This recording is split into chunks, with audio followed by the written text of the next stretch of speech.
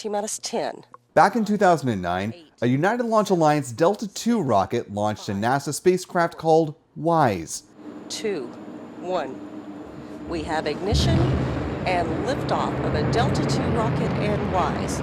The Wide Field Infrared Survey Explorer set out on a mission to survey the sky in infrared to map out faint galaxies, stars, and asteroids. Hey there, I'm Will Robinson-Smith, reporter with Spaceflight Now. We're down here in Southern California at NASA's Jet Propulsion Laboratory on the day that the NEOWISE spacecraft, or the Near-Earth Object Wide Field Infrared Survey Explorer, is finally being put into its final hibernation mode.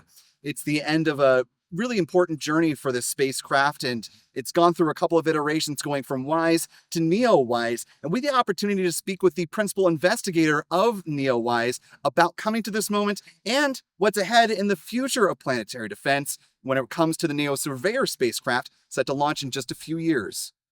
It is a lot of fun to work on a space mission. I will say, it's just a blast. It's such a roller coaster. I mean, it's got thrills and terror and excitement and the wonder of discovery.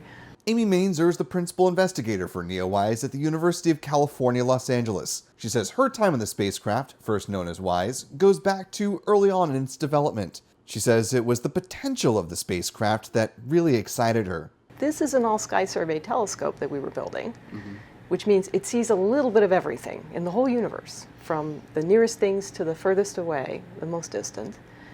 It turned out that it was going to see a lot of asteroids, actually, and you could see that there was more we could probably do with the data than what we had originally planned. And so I worked with the scientists who were really already expert in this topic to basically kind of broaden out and do more things. We really wanted to understand what could we learn about the near-Earth objects in particular from this telescope. Even though it really wasn't designed for that purpose, it actually did give us a pretty good, valuable insight into the nature of these objects.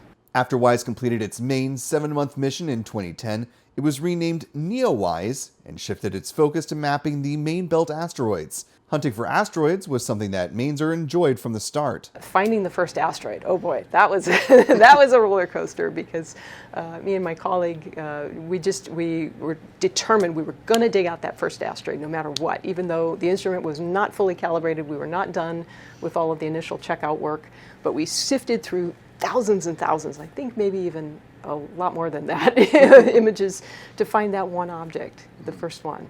And we found it at like 2 in the morning, and that was really exciting. That was great. So a lot of moments like that. But the joy of discovery was seemingly cut short when, after doing its main belt asteroid survey, NASA decided to put NEOWISE into hibernation in 2011. It was over pretty fast, and we knew there was more we could do when it came to the asteroids in particular and the comets. So it was really painful to have to see it shut down the first time, because we thought, this is such a missed opportunity, we could do more. But we got a second chance, and that was really great.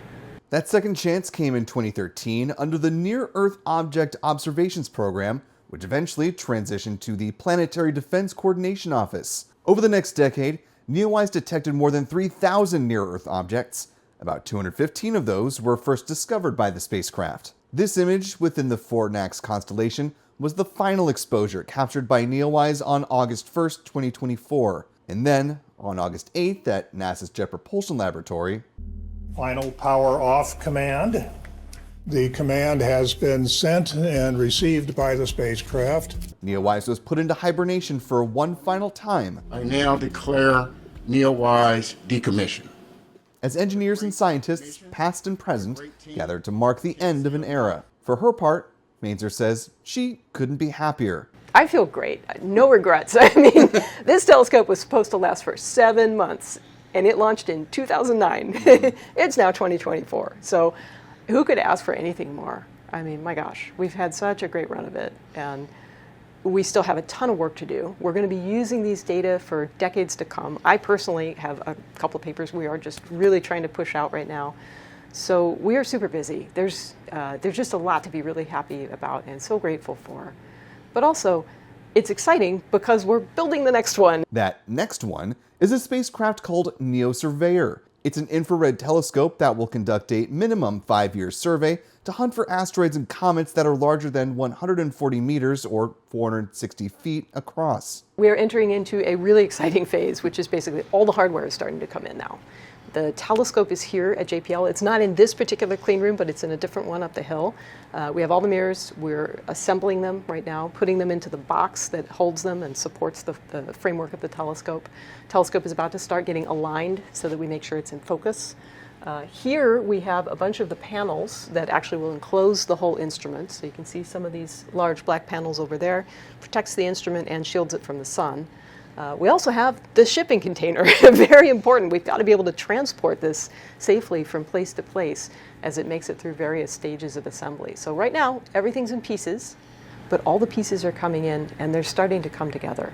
So it's a lot of work going on right now. Congress mandated that NASA find more than 90% of those near-Earth objects.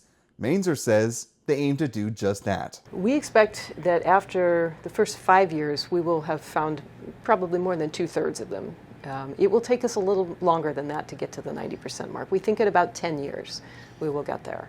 It takes a while because these objects are intrinsically faint. They're small. They're being seen at a great distance away. We do want to see them when they're far away. We don't want to wait until they're right on top of us. But even so, it still takes a long time. It's a hard problem. And after about 10 years, we think we will top out at about 90%. The NEO Surveyor mission is set to launch no earlier than September of 2027, but no later than June of 2028. Reporting here at the Jet Propulsion Lab for Spaceflight Now, I'm Will Robinson Smith.